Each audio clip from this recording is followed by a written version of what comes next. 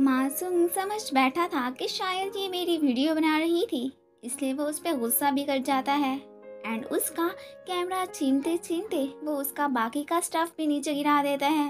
अब गिबियोम जब उसे नाम से बुलाकर ये पूछती है कि क्या मैं तुम्हें याद नहीं हूँ। अब जाहिर है मासूम को तो वो याद नहीं थी, इसलिए वो उसे कहता है कि तुम इतनी इम्पोर्टेंट तो नहीं हो कि मैं तुम्हें याद रखूँ। ये कहकर वो वहाँ से चला जाता है। डायरेक्टर तो अपने महंगे कैमरा को टूटे देखकर इमोशनल ही हो जाते हैं। मासूम तो इस बात से काफ़ी क्यूरियस होता है कि आखिर वो लड़की कौन थी जिससे मैं मिला हूँ और उसे मेरा नाम कैसे पता। गिबियोम तो अपनी फ्रेंड नैन को मासूम के बारे में बता चुकी होती है कि मैं आज उससे मिली थी। वो इस बात से काफ़ी सरप्राइज भी थी कि आखिर कोई इंसान भला किस करने के बाद किसी को कैसे भूल सकता है। नैन तो आगे से उसके हुलिये को लेकर ही पॉइंट आउट कर देती हैं कि वो तुम्हें भला पहचानता भी कैसे, तुम भी तो पहले की निस्बत काफ़ी चेंज हो गई हो। अब गिबियोम की लाइफ वाकई में पहले से काफ़ी चेंज थी। उसका एक छोटा भाई और छोटी सिस्टर भी होती हैं। उनकी रिस्पॉन्सिबिलिटी उसी के जिम्मा ही थी, क्योंकि डैड का काम तो सिर्फ ड्रिंक करना ही था। अब तो हालात की वजह से उसका पानी से डर भी ख़त्म हो गया था, इसलिए वो अब बिना हेजिटेट हुए शूटिंग करने सी साइड पे चली जाती हैं ताकि पैसे कमा कर अपनी फैमिली का पेट पाल सके। मासूम तो डेली लाइफ की डायरी लिखते हुए एक दफ़ा गिबियोम के साथ हुई मुलाकात का सोचता है, लेकिन इस इंसिडेंट को वो डायरी में लिखना मुनासिब नहीं समझता। नेक्स्ट डे मासूम को अचानक ही गिबियोम का फेस याद आ जाता है एंड वो तो उसकी कही गई बातें भी नहीं भूला था। अब डायरी में देखने पर भी वो शॉक होता है कि मैंने ये सब लिखा तो था नहीं, आखिर वो लड़की मुझे भूली क्यों नहीं है। अब वो अपने असिस्टेंट को बुलाकर गिबियोम की ड्राइंग बनाकर दिखाते हैं कि इस लड़की को मैं जानता तो नहीं हूँ कि आखिर कौन है, बट बार बार ये मेरी इमेजिनेशन में आ रही है। इसलिए वो उसे गिबियोम का अब पता कराने का ऑर्डर दे देता है कि ये है कौन। गिबियोम बेचारी को तो डायरेक्टर आज जॉब से ही फायर कर देता है, क्योंकि उसने उसका महंगा कैमरा जो तोड़ दिया था। वैसे भी वो उसे एक अनलकी गर्ल ही डिक्लेयर कर देता है कि जब से ये उसकी लाइफ में आई है तब से उसे बहुत सारी प्रॉब्लम्स बर्दाश्त करनी पड़ रही हैं। बाद में हमें ये भी पता चलता है कि गिबियोम खुद के ड्रेसेस वगैरह बनाकर ऑनलाइन सेल करती हैं। अब पास्ट लाइफ में उस पे जो इल्ज़ाम लगा था उसकी वजह से कोई भी उसे अच्छा नहीं समझता, इसलिए उसका ये ऑनलाइन बिजनेस भी एकदम ठप ही होता है। नैन तो अब दूसरी सेलिब्रिटी ली के अंडर काम करती हैं और वो इतनी नक चिड़ी होती हैं कि उससे ना सिर्फ डायरेक्टर्स बल्कि नैन खुद भी बहुत तंग होती हैं। गिबियोम तो नैन को कॉल करके जॉब से निकाले जाने का दुखड़ा सुनाती है और अब उसे साथ में डायरेक्टर को टूटे हुए कैमरे के पैसे भी चुकाने थे। यहाँ पर बाकी गर्ल्स को जब पता चलता है कि नैन गिबियोम से बात कर रही है तो वो यहाँ पर उसे लेकर काफ़ी क्रिटिसाइज करती हैं। तो ये बात जो कि गिबियोम सुन रही होती है उसे काफ़ी बुरा लगता है। आंट को पता चल गया होता है कि उनका बेटा वापस आ गया है, बस उसने मुझे बताना मुनासिब नहीं समझा है, इसलिए वो उसके नाम इशू किए गए कार्ड वगैरह को बंद करा देती हैं। एंड साथ में वो तो मासूम की कंडीशन का डॉक्टर्स वगैरह से भी पूछती ही रहती हैं।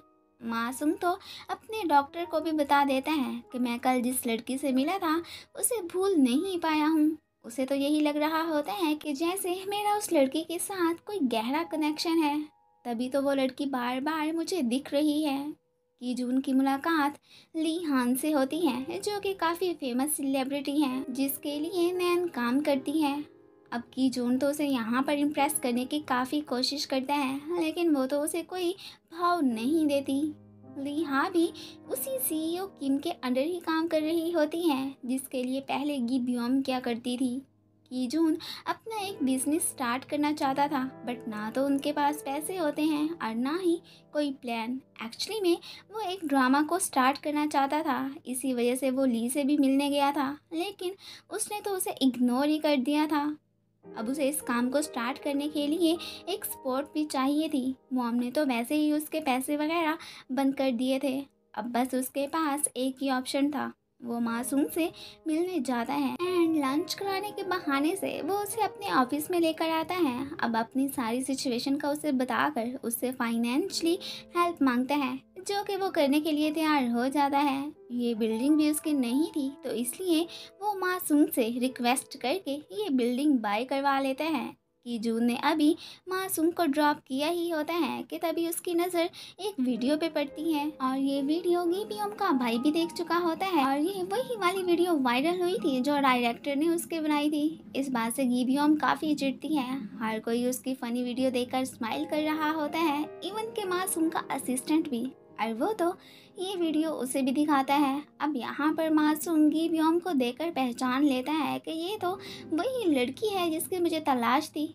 अब फिर उसके पूछने पर असिस्टेंट उसे गीबियोम के सारे बायोडाटा के बारे में बताने लगता है कि पहले ये कैसे सेलिब्रिटी हुआ करती थी, और एक मर्डर का इल्ज़ाम लगने से इसका करियर तो तबाह होकर रह गया था। हालांकि इसके खिलाफ कोई एविडेंसेस भी नहीं मिले थे, फिर भी मर्डर करने का सारा दोष इसी पे ही लगा था। अब फिर मासूम को उसकी ऑनलाइन शॉपिंग का भी पता चल जाता है, एंड साथ में घर के एड्रेस का भी।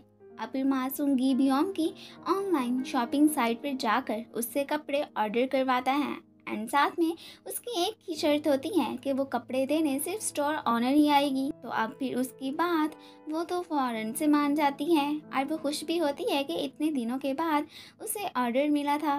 नेक्स्ट डे फिर वो मासूम को कॉल करके उससे घर का एड्रेस वगैरह का पूछती है। पहले तो वो उसे चेक करने के लिए पूरा एरिया घुमाता है, आखिर ये लड़की है कैसी, एंड फिर एट लास्ट वो उसे घर का पता बता ही देता है। अब जिस घर में वो था, असल में पहले गीबियोम यहाँ पर रहा करती थी। खैर घर के अंदर जाकर वो मासूम को देखकर काफ़ी शॉक होती है।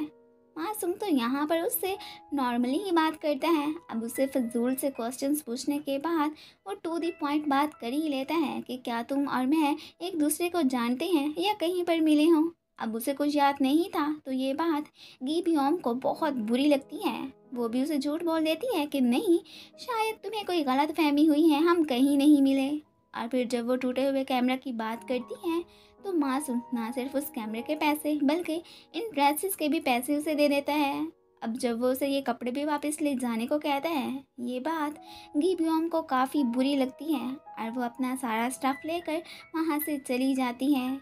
कि जून भी गीबियोम के घर के एड्रेस वगैरह का पूछकर वहाँ पर पहुँचा होता है, एंड कोइंसिडेंटली उसकी उससे मुलाकात भी हो जाती है।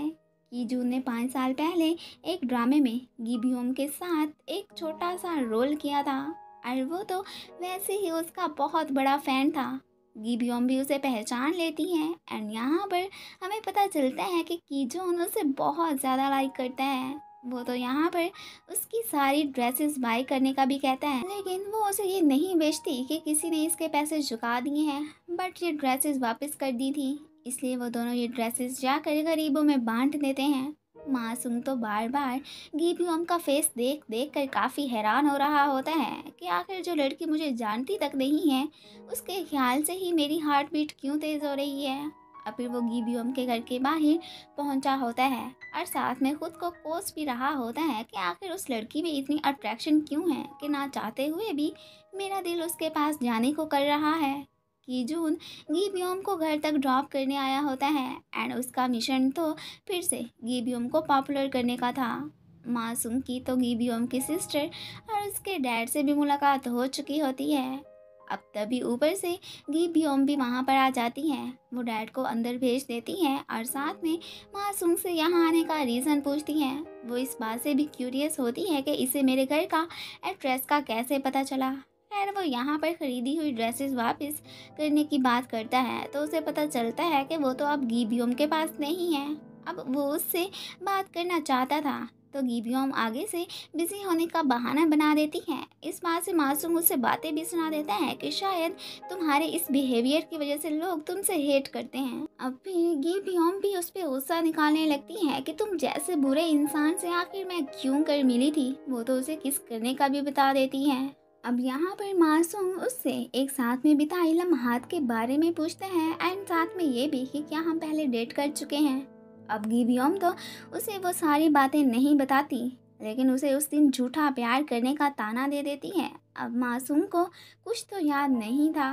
वो उसे बता भी देता है कि मैं ये आज होने वाली बातें कल भूल जाऊंगा, तो वो भी उसे कह देती है भूल ही जाओ तो अच्छा है, और दोबारा ना मिलने का कहकर वो वहाँ से चली जाती है। और इसी के साथ ही ये पार्ट ख़त्म हो जाता है। Thanks for watching.